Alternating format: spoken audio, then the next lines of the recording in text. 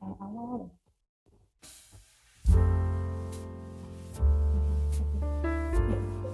Oke, selamat siang. Assalamualaikum warahmatullahi wabarakatuh.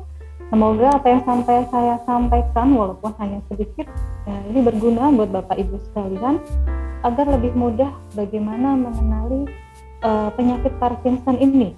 Barangkali ada orang-orang sekitar kita, atau barangkali ada pasien kita yang memang mulai terkena gejala awal dari penyakit Parkinson ini. Oke, next slide.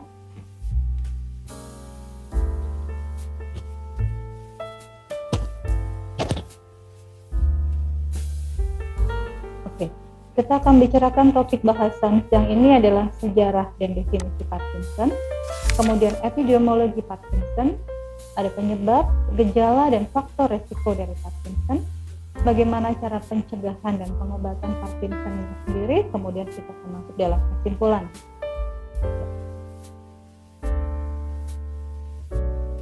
Nama Parkinson diambil dari nama seorang dokter yang menemukan penyakit ini pada tahun 1817. Beliau bernama James Parkinson. Beliau adalah seorang dokter saraf dari Inggris. Ini beberapa orang terkenal penderita Parkinson di dunia. Pasti Bapak Ibu tidak akan pernah lupa dengan wajah Muhammad Ali. Beliau adalah seorang petinju kelas dunia dan beliau pun meninggal terakhir dengan kondisi menderita Parkinson. Di sini ada Michael J. Fox, beliau juga menderita. Kemudian ada Michael Richard Clifford, seorang astronot yang juga menderita Parkinson. Oke, mari kita bicara tentang definisi penyakit Parkinson sendiri. Parkinson adalah gangguan medis berupa memburuknya kondisi sistem saraf yang mempengaruhi gerakan tubuh pasien. Next.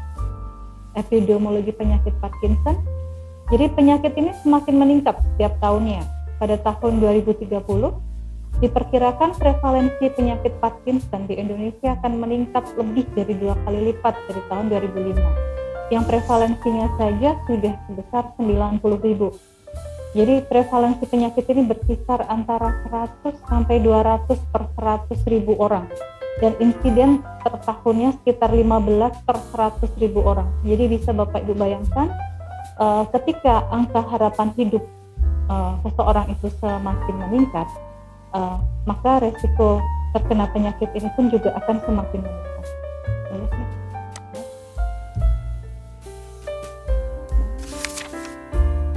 Oke, sekarang kita akan berbicarakan tentang penyebab penyakit Parkinson. Penyakit ini disebabkan oleh kerusakan bertahap, yaitu adanya kematian sel-sel saraf atau neuron tertentu yang ada di otak. Kematian neuron ini akan menyebabkan menurunkan produksi neurotransmitter yang disebut dopamin. Ketika kadar dopamin menurun, otomatis aktivitas otak akan menjadi abnormal dan ini akan memicu timbulnya gejala penyakit Parkinson. Ini adalah tanda dan gejala penyakit Parkinson. Jadi tanda dan gejala penyakit Parkinson ini bisa kita bedakan dari dua. Ada yang motorik, ada yang non-motorik. Kalau yang motorik mungkin kita bisa mengenali seperti otot yang kaku, kemudian gerakan refleks yang menghilang, kemudian gerakan yang melambat atau biasa disebut dengan bradykinesia, adanya gangguan postur dan keseimbangan yang terganggu, kemudian kemampuan bicara dan menulis yang menurun, jadi mungkin tulisannya akan lebih kecil-kecil dan susah dibaca. Kemudian ada anggota gerak seperti tangan atau jari yang bergetar saat tubuh diam atau biasanya kita sebut dengan tremor. Nah, ini adalah gejala Parkinson yang non-motorik. Biasanya pasien akan mengalami gangguan tidur, ada gangguan pencernaan, kemudian ada gangguan fungsi kognitif. Di sini pasien bisa merasakan depresi, mungkin bisa pada depresi yang berkepanjangan, bisa berkembang pada gangguan-gangguan psikologis lainnya. Kemudian kita bisa mendapatkan gangguan pertensingan juga. Sedangkan yang harus kita ketahui apakah faktor risiko penyakit Parkinson ini sendiri. Jadi memang ada faktor risiko yang bisa dikendalikan dan ada yang tidak bisa dikendalikan. Contoh seperti usia. Semakin tua, jadi biasanya pada usia 65 tahun ke atas hingga 70 tahun memang risikonya akan semakin meningkat. Kemudian dari jenis kelamin, biasanya pada laki-laki lebih sering menderita dibandingkan pada wanita. Maksudnya jenis kelamin laki-laki lebih sering daripada kelamin wanita. Terus kemudian resiko akan semakin meningkat ketika di keluarga kita memang sudah ada yang menderita Parkinson. Jadi istilahnya kayak genetik ya. Kemudian kalau faktor yang masih bisa kita kendalikan adalah mungkin faktor dari lingkungan seperti merokok, konsumsi alkohol, kemudian hati-hati dengan paparan pestisida, kemudian tingkat asam urat yang mungkin sedikit meningkat, ini yang menyebabkan penyakit Parkinson. Lalu kita akan bicara bagaimana cara pencegahan penyakit Parkinson ini.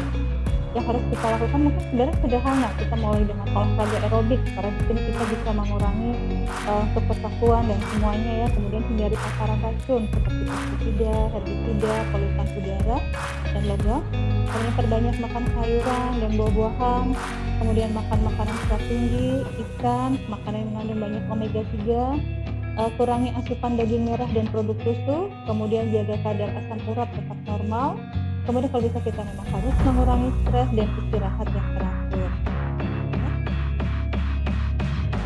Untuk terapi pengobatan Parkinson sendiri, untuk terapi farmakologi, mungkin pada saat ini sudah masuk dalam kita yang sudah di rumah sakit atau kita bisa memakai levodopa sebelum terapi, biasanya kita pakai levodopa, kemudian ada namanya oxide D inhibitor, kemudian ada agonis dopamin, kemudian ada anticholinergic dan analgesic. Kita akan memberikannya sesuai dengan gejala yang muncul pada masing-masing orang.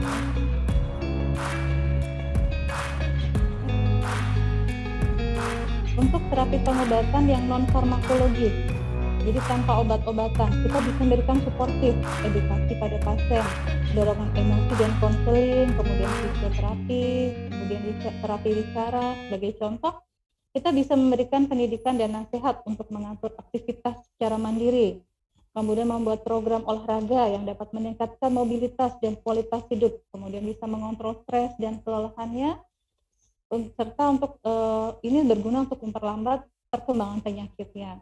Kemudian kita harus mengajari teknik untuk berjalan, berbalik di tempat tidur, atau mengubah posisi dari duduk ke berdiri dan sebaliknya.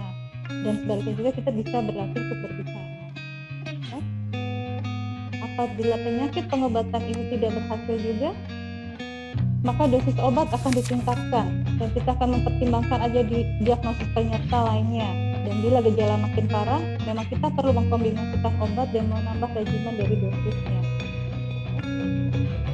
Perhatikan, Oke.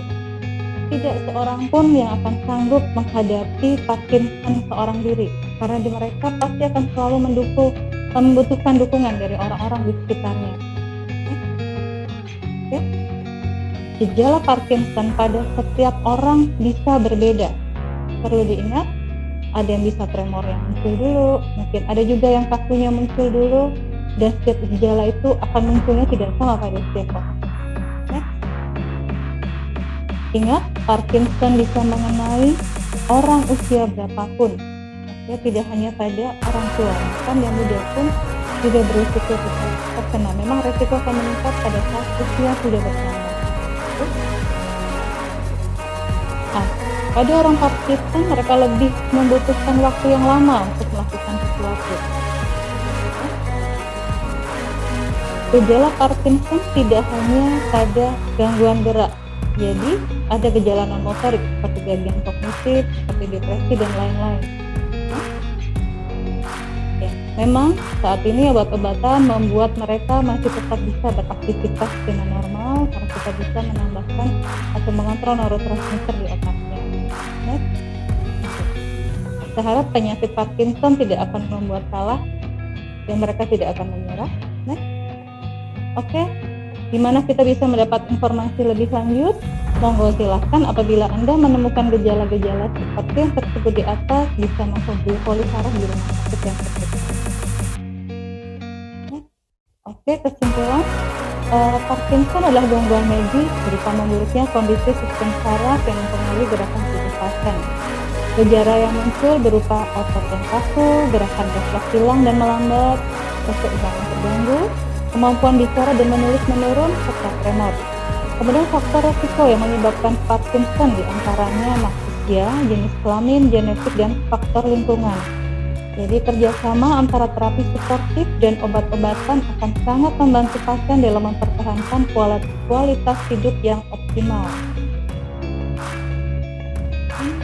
Oke, terima kasih. Demikian slide dari saya. Mungkin ada pertanyaan, boleh nanti ditanyakan di sesi tanya jawab.